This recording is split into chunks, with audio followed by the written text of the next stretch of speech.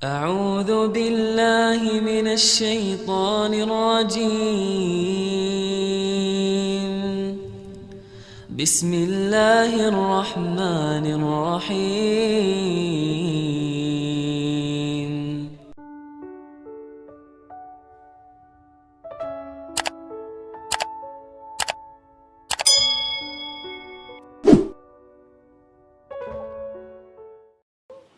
Jadi teman-teman yang dirahmati Allah, kalau kita punya masalah, kita coba bangun awareness, oh Allah pengen membersihkan dosa-dosa saya nih. Terus kita berdoa, ya Allah bantu saya, ya Allah tolonglah saya, istighfar. Saya kadang-kadang ngerasa nih, kalau ada dosa, ada kesalahan, ada kekeliruan yang saya lakukan misalnya gitu, kalau saya nggak kuat istighfarnya, bentar lagi akan diuji sama Allah. Ujinya macam-macam, alhamdulillahnya ujiannya masih ketahan. Pasti diuji sama Allah. Kalau istighfarnya nggak kuat, taubatnya tuh nggak kuat, langsung diuji sama Allah. Dan saya langsung sadar, oh benar berarti yang tadi ini lagi dihapus sama Allah nih. Perkencang lagi, perkuat lagi istighfar. Kenapa? Karena kalau istighfar kita kuat, berarti kan dosa kita dihapus dengan istighfar ya. Otomatis ujian kita durasinya berkurang. Makin kuat istighfar, makin berkurang. Kalau istighfarnya udah mantap, udah selesai, Allah cabut tuh ujian kita. Diganti dengan kebaikan. Jadi teman-teman, kita coba sadari, oh kalau Allah menguji saya, memang saya banyak dosa. Sebelum kita mencari kambing hitam, nyalahin orang lain, sebelum kita marah kepada orang lain, kadang wajar kita marah kepada orang lain gara-gara ucapannya, komennya, teks dari dia, wajar. Tapi sebelum itu, marah dulu kepada diri kita atas dosa dan kesalahan kita yang baru saja kita lakukan. Atau yang dulu kita lakuin dan belum benar-benar kita tinggalkan. Kalau kita ngerasa banyak dosa di masa lalu sebelum kita taubat, hijrah, berarti mungkin itulah alasan kenapa sekarang kita diuji setelah hijrah. Kenapa agak-agak harus jungkir balik setelah kita hijrah. Kenapa harus sedikit berdarah-darah setelah kita hijrah. Anggap aja itu untuk mengkifarat, membersihkan dosa-dosa kita yang telah lalu. Supaya apa? Supaya kalau kita pulang kepada Allah, kita pulang dalam keadaan bersih. Dan itu pasti akan menjadi orang yang paling beruntung. Daripada nanti diberesin di akhirat, mending diberesin di dunia kan. Soalnya kalau diberesin di akhirat itu lebih berat. Akhirat itu perlakuannya beda dengan di dunia. Di dunia kalau kita salah akan dibalas oleh Allah. Kalau kita belum taubat, dibalas oleh Allah sama. Tapi di akhirat ukurannya beda. Sehingga heran ya, kalau ada orang yang merasa beruntung lolos dari hukuman dunia, dia pikir dia udah lolos dari hukuman Allah. Mending dia beresin deh di dunia daripada nanti di akhir berlarut-larut. Itu bahaya banget. Kalau buat saya pribadi dan saya yakin teman-teman juga kayak gitu, gak mau ada masalah di akhirat, mending masalah di dunia aja. Tapi masalah di dunia juga kita gak mau berlarut-larut, pengen cepat dimudahin sama Allah. Caranya istighfar. Tidaklah Allah memberikan kepada kita ujian kecuali salah satu alasannya pengen menghapuskan dosa. Idza kathurat dzunubul 'abdi walam yakun lahu min amalin liyukaffiraha fabtalahu Allahu bil hazan liyukaffiraha. Kalau seorang hamba banyak dosa dan dia nggak cukup amal untuk mengkifarat dosa-dosanya, Allah akan menguji dia dengan rasa sedih, dengan rasa kecewa, dengan rasa berat, sakit hati untuk mengkifarat dosa-dosanya. Itu yang kita bangun, sehingga kalau ada masalah sama orang lain, kita memperbaiki diri dulu. Bukan sibuk dengan kesalahan dia terus menerus yang gak mau kita maafin.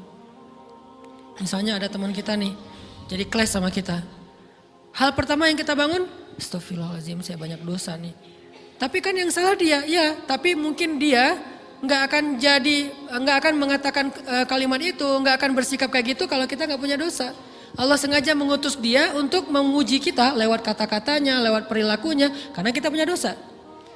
Jadi penyebab pertama diuji itu bukan teman kita yang salah, itu penyebab kedua. Memang dia salah dan itu harus kita akui, realistis lah. Dia salah, dia nggak pas, dia nggak bijak, dia apa.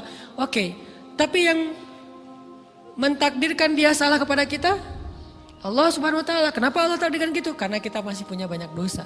Allah kirim kita ujian, bisa manusia, bisa alam, bisa dalam diri kita sendiri. Itu semuanya adalah cara Allah untuk menguji kita dan membersihkan dosa-dosa kita. Ini yang kita bangun pertama. Yang kedua, Kata Nabi di dalam hadis Bukhari, "May yuridillahu bihi khairan." Yang terkenal kan yufaqihu fiddin, itu yang terkenal. Ternyata ada dua modelnya. Ada may yuridillahu bihi khairan yufaqihu fiddin. Siapa yang Allah pengen kasih dia kebaikan kebaikan, Allah akan buat dia mengerti halal dan haram. Itu berarti Allah sayang sama dia. Ini satu model hadis. Ada model yang kedua, mirip redaksinya. May yuridillahu bihi khairan yusib min. Hadis Bukhari. Siapa yang Allah pengen ngasih dia kebaikan, Allah uji. Hah? Kok gitu caranya? Ternyata kayak gitu rahasianya. May yuridillahu bihi khairan, may yuridillahu bihi khairan. Siapa yang Allah pengen ngasih dia kebaikan, Allah kasih dia musibah atau ujian. Kenapa bisa seperti itu, Ustaz? Fa inna ma'al usri yusra, inna ma'al usri yusra. Seolah-olah Allah bilang di dalam ayat itu, kalau kalian mau dapat kemudahan, biasanya lewatnya kesusahan dulu. Kalau kalian pengen dapat keberuntungan, biasanya dapatnya kerugian dulu. Tapi keberuntungan dan kerugiannya pasti nggak sebanding. Keberuntungannya jauh lebih besar daripada kerugiannya. Kerugian itu kayak modal doang, DP. Jadi kalau kita mau dapat kejutan dari Allah, Allah kasih kita DP. DP-nya apa? Ujian. DP-nya musibah. DP-nya rasa nggak nyaman. Itu DP tuh. DP terhadap apa? DP dari Allah terhadap hadiah-hadiah besar yang Allah pengen ngasih ke kita setelahnya. Cuman banyak orang yang menolak DP ini.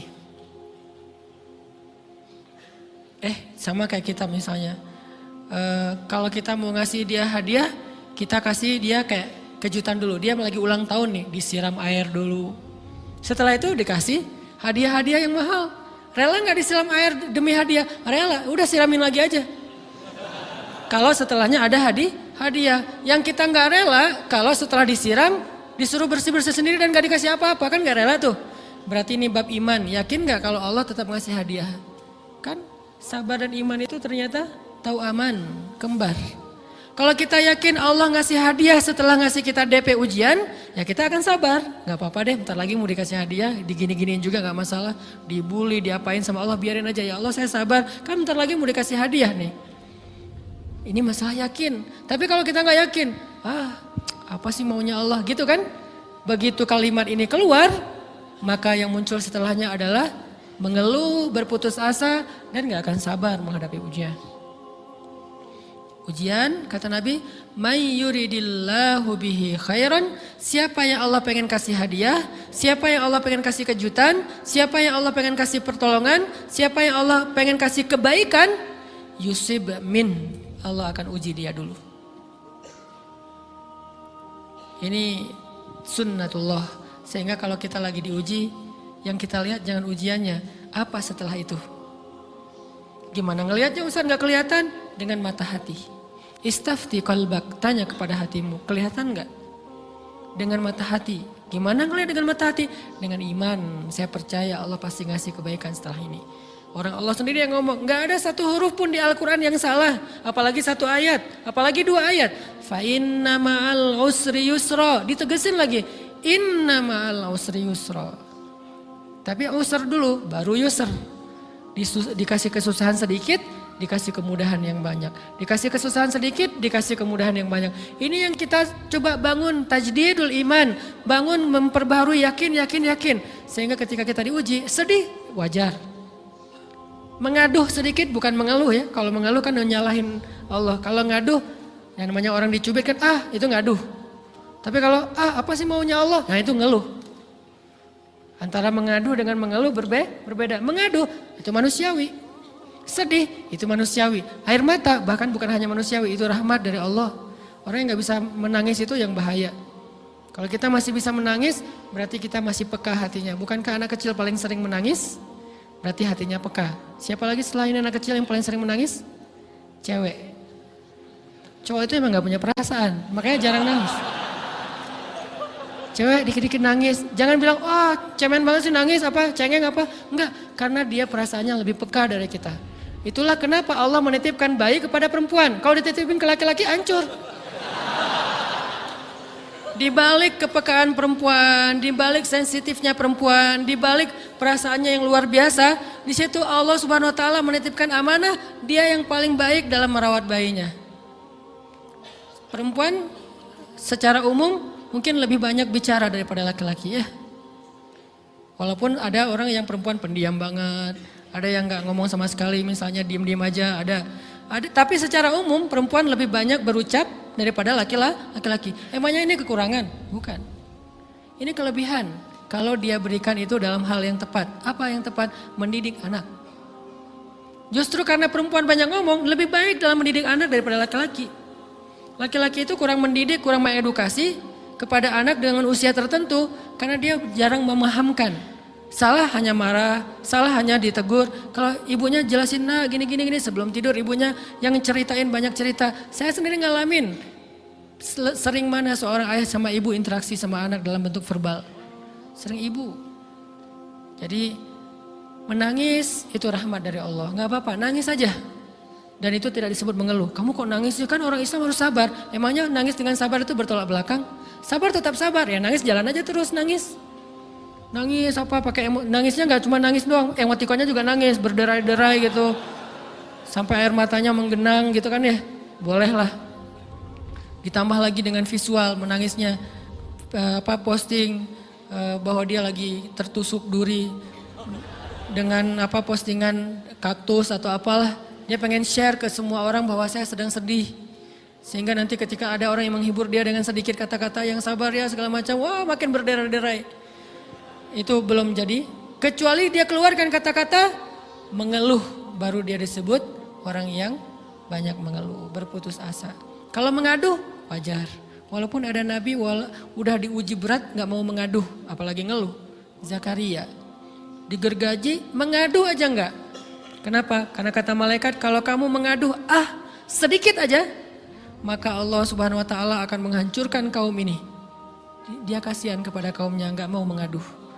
Satu-satunya orang yang kita tidak boleh mengaduh hanya orang tua. Atau itu mengeluh kalau untuk orang tua. Kalau yang lain gak disebut mengeluh. Kalau ke teman, malas gak apa-apa. Jangan sering-sering tapi. Apaan sih? Ke teman boleh. Tapi ke orang tua, saja itu bukan lagi mengadu, itu sudah mengeluh. Khusus untuk orang tua. Kalau di antara manusia. Kalau kepada Allah dan Rasul, pastinya lebih dari itu. Ketika kita diam saja, tidak langsung beranjak sami'na wa ata'na labbaik ya rabbi wa sa'daik, enggak memenuhi panggilan Allah, itu sudah disebut bagian dari kufur ingkar. Tapi minimal kita mungkin masih mengaduh, kita masih menangis, kita masih lelah, kita masih merasa lemah, setidaknya kita tidak mengeluh. Kenapa? Kita percaya Allah kalau mau ngasih hadiah kepada hambanya, DP-nya itu ujian. Dan yakinlah hadiahnya minimal 10 kali lipat lebih baik daripada ujian itu. Minimal, karena gak ada amal soleh yang dibalas di bawah 10 kali lipat tuh gak ada. Amal soleh, amal ya bukan niat. Amal yang udah kita kerjakan minimal dibalas 10 kali lipat. Minimal, maksimalnya bighairi hisab, tanpa batas. Bighairi hisab, tanpa batas. Ada yang 700 kali lipat kayak sedekah. Tapi tetap aja ayat sedekah di akhirnya ujung-ujungnya apa? Bighairi hisab juga kan? Berarti sedekah itu minimal dibalas 700 kali lipat. Minimal. Kalau kita yakin. Selalu syaratnya kalau kita yakin. Dan saya ngebuktiin itu banget. Saya pernah ngalamin lagi jalan-jalan di sebuah kota yang ada becak kayuhnya, becak sepeda gitu ya. Jalan terus saya bilang, Pak berapa ongkosnya? 20.000. Udah naik aja 20.000. Karena kita keliling-keliling kota, ternyata saya jadi kasihan sama dia 20.000. Kasihan kan 20.000 dibayar keliling kota, walaupun pas mampir beberapa tempat mungkin dia dapat tips ya. Tapi saya nggak tega gitu, dia cerita tentang anaknya lagi sekolah, apa segala macam, makin bikin baper kan. Pas selesai, saya kasih dia 100.000. Dari 20.000 dikasih 100.000 karena kasihan. Dan saya yakin nggak mungkin sedekah itu sia-sia. Kan Nabi bersumpah kan, demi zat yang jiwaku di dalam genggamannya tidak berkurang harta karena sedekah. Demi Allah kata Nabi, nggak berkurang harta karena sedekah. Berkurang harta karena belanja? Ya.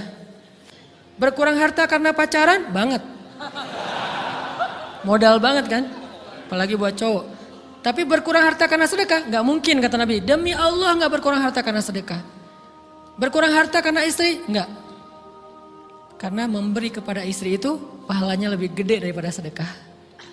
Makanya ngemodalin pacaran setelah nikah itu tumbuh berkah. Modal pacaran sebelum nikah itu apes. Jadi kalau pengen modal nih, ngemodalin cewek, traktir, ngapa-ngapain, bayarin, jangan sebelum nikah. Sebelum nikah jadi orang pelit aja, nggak apa-apa. Tapi setelah nikah, jor-joran ngasih, apalagi yang, bayarin semuanya. Kenapa? Pahalanya lebih gede daripada sedekah. Bahkan lebih gede daripada infak fi sabilillah. Seorang suami memberi nafkah istri, itu pahalanya terkadang lebih besar daripada kita berinfak untuk fi sabilillah, untuk korban perang. Saya heran kalau ada orang sedekahnya rajin tapi ke istrinya kikir, aneh, berarti dia nggak ngerti konsep. Padahal memberi kepada istri itu sebenarnya nggak pernah sih. 100 ribu deh, karena kan kecil, saya kasih 100 ribu. Ternyata begitu saya kasih 100 ribu, dia doa. Nah ini nih pentingnya sedekah ke orang yang membutuhkan tapi nggak minta-minta, dia tulus. Dia langsung doa, ya Allah Pak mudah-mudahan rezekinya lancar, berkah, bertambah dan segala macam, bahagia keluarganya. Doa-doa ini semuanya dikabulkan dalam hitungan hari. Pertama bertambah bahagia rumah tangganya, dapat kecupan dari istri. Dia nganggap suami saya cowok banget sih. Mulai satu nih. 2, demi Allah selang 15 jam kalau nggak salah, karena waktu itu malam, besok paginya ada orang yang ngejar-ngejar saya pengen ngasih hadiah. Ustadz saya pengen ketemu Ustadz. Maaf saya nggak bisa ketemu sekarang, lagi rush, lagi tight schedule gitu-gitulah, sok-sok gaya nggak jelas gitu ya. Terus Ustadz saya pengen banget ketemu, dia nggak ngomong pengen ketemu apa. Kalau dia bilang mau ngasih duit kan langsung saya prioritaskan kan ya. Berhubung dia nggak ngomong, ya udahlah saya sok-sok jual mahal gitu. Tapi yang namanya rezeki kan gimana kita tolak dia datang kan. Saya nolak, pokoknya sebentar aja 5 menit gak akan ganggu waktu Ustadz. Ya udah besok pagi ya pas breakfast gitu, pakai gaya-gaya dikit breakfast. Pas breakfast, oh ya siap Ustadz, jam berapa? Jam 8, udah janjian jam 8. Mungkin orangnya nih dengar live streaming, Pak jazakumullah khair jaza. Makasih banyak, mudah-mudahan Allah tambahkan rezekinya. Terus beliau besok mau flight ke luar kota jam 8, akhirnya ngubungin lagi malamnya, Pak Ustadz maaf gak bisa ketemu besok. Karena saya jam 8 itu jadwal terbang. Oh ya udah nggak apa-apa. Seneng dong saya nggak jadi ketemu kan. Tahu gitu kan nyesel saya tuh. Seneng. Besok pagi jam 6 Pak Ustadz. Alhamdulillah ternyata penerbangan saya di-delay ke jam 11. Allah delay penerbangannya demi ngasih rezeki buat saya. Kan luar biasa kan. Nah, ini hikmah kepedean saya, kegeeran kepada Allah gitu. Di-delay demi saya. Kan kadang-kadang GR ya depan Allah ya. Robbi akroman kan gitu ayatnya. Allah memuliakan saya dengan istighfar tetap. Akhirnya saya bisa ketemu Ustaz. Saya nggak baca WA-nya. Terlambat baca, baru baca jam 8. Dia udah mulai agak putus asa. Kayaknya udah gak mungkin ketemu nih. Jam 8 pas saya baca, ternyata orangnya nggak di delay. Ya udah saya balas, ya udah sekarang saya tunggu ya jam 9. Maaf cuma sebentar. Nggak apa-apa Ustaz 5 menit. Datang dia. Datang ngasih apa coba? Ngasih duit 200 juta. Demi Allah, cuman berselang beberapa jam, saya tolak-tolak. Tahu gitu Pak, datang malam ini aja.